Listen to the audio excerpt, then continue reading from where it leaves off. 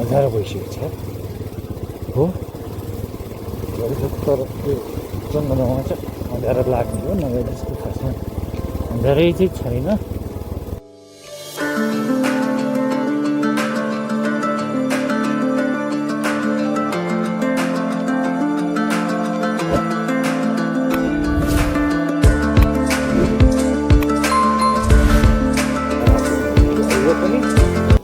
लिरिक्कै हो सानो धर धर धर अडाउनु गाह्रो हो क्या। ल भयो लिरिक्कै चिप्ले यहाँनिर यो झन् ढल्न चाहिँ दिइनँ मैले, खुट्टाले टेकिहालेँ। मलाई थाहा थियो कि यो हान्छ भनेर। अब गल्ती के भयो त भन्दा गएँ, यहाँ आएर मैले क्लच थिचेँ। क्लच थिचेपछि त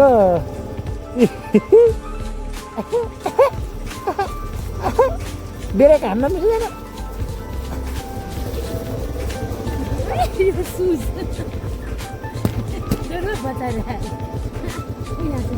अघिदेखि बचाइरहेको जुत्ता, अब जुत्ताले ब्रेक लाउनु परेछ के गर्ने।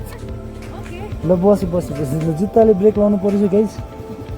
यस्तो हुँदैछ मेरो त। यी हेर त सुज, अघिदेखि बचाएको सुज जुत्ता यार। यसो भयो क्या, ओह्रालो छ होइन, के गर्ने त होइन, सबै छोडिदियो दुरिन्छ। तर एकमा हालेर यत्तिकै छोडेर त झर्ने रहेछ, तर डर लाग्छ क्या फेरि त्यहाँनिर झर्ने। छोडिदिने भने छोडिदिन पनि सकिन्न, फेरि मन डराइहाल्छ होइन, कन्ट्रोल गर्न खोजिहाल्छ मनले। सो फेरि यो गोदावरीको जङ्गलको बिचमा निस्किनु है सर। अब एकदम भ्यू हेर्दै जाउँ। यो चाहिँ के अरे बाटो ब्लग है त गाइस, ह्यासट्याग बाटो ब्लग, गोदावरी बाटो ब्लग ह्यासट्याग।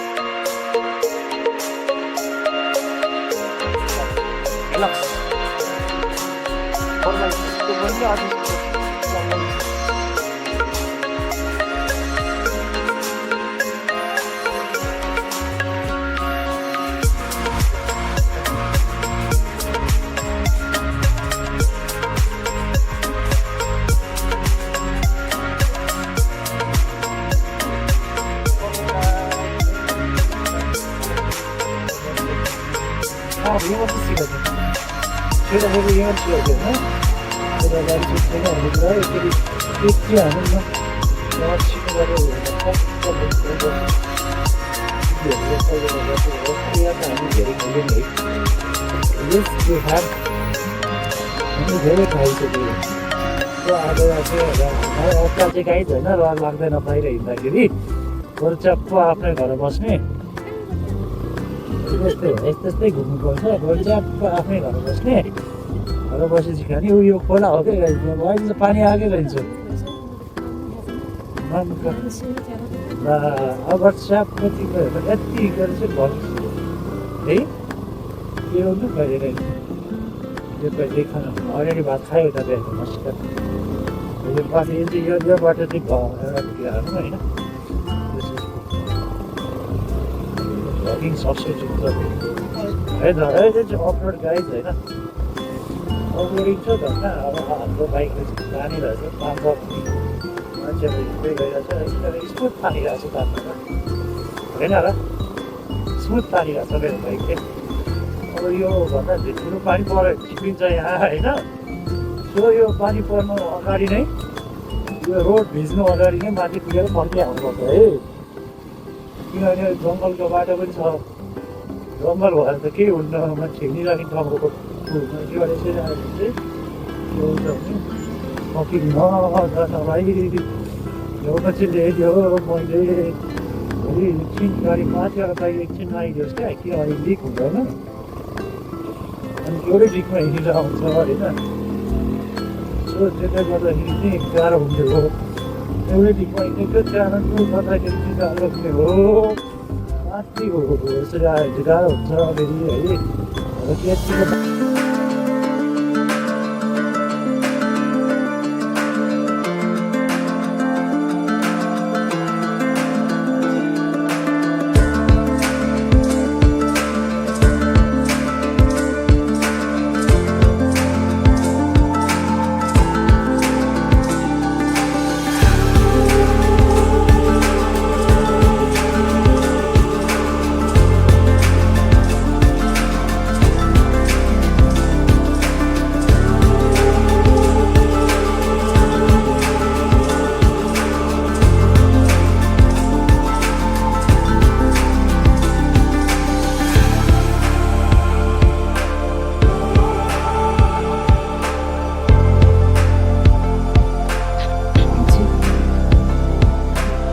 त धरानिसकेको रहेछ चढायो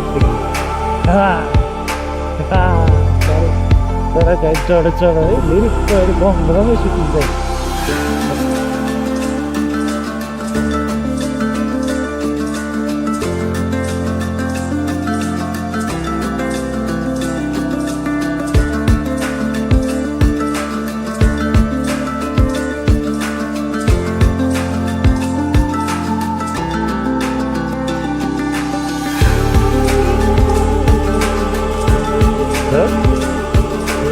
थाहा नचिन्ने खिच्ने होइन अब यहाँबाट फर्कियो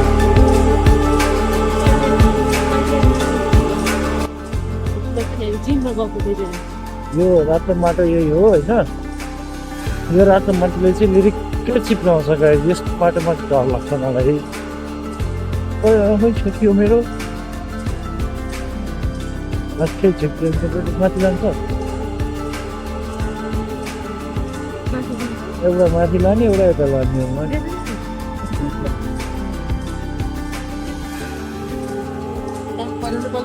एकदम ठिक कुरा मसँग हिँडेर जानु भन्ने कुरा भयो है त्यो हामीले बाइक अगाडिसम्म त लानु पाइयो पानीसँग बाइक चलाउँदा है यही भ्यू देखाउनु पाएको लागि नै यो बाइक ओहो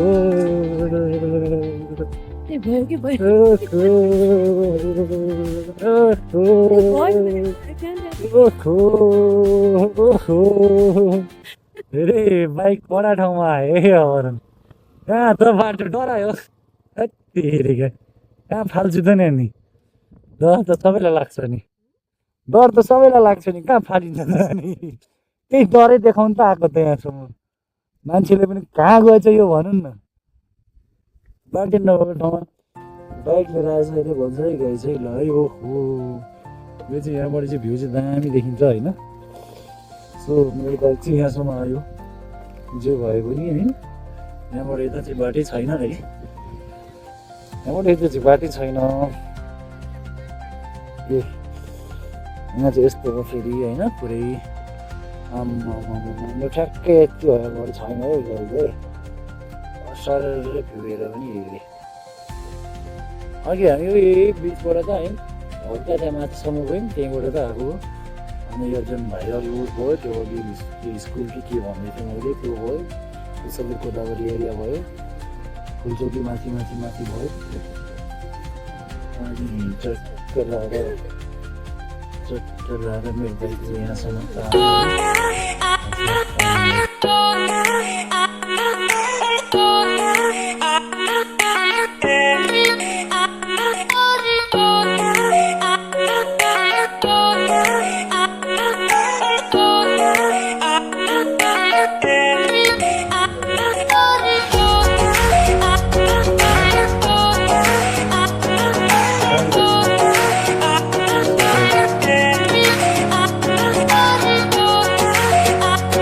यस्तो ढुङ्गा पनि छ है यस्तो ढुङ्गा ढुङ्गा पनि हेर्नु पाइयो ऊ त्यो त के भत्किएको हो त्यहाँ त्यो वाट इज दिस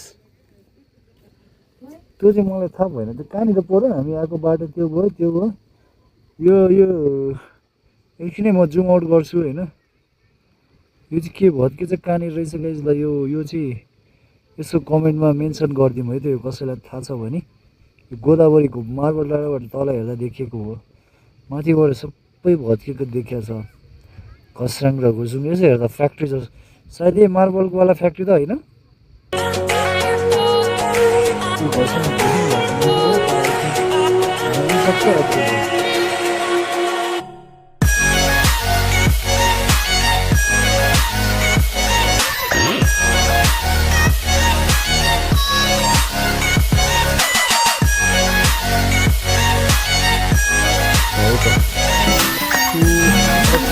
बाटो पानी पछि हामी फर्किन लागिरहेको अवस्था बाटो यस्तो छ होइन यो चाहिँ पानी हल्का हल्का छ तर रोकिसक्यो हतार छ बाटो फेरि रिक्कै गइन्छ झर्दै गरौँ भनेर होइन खास चाहिँ अब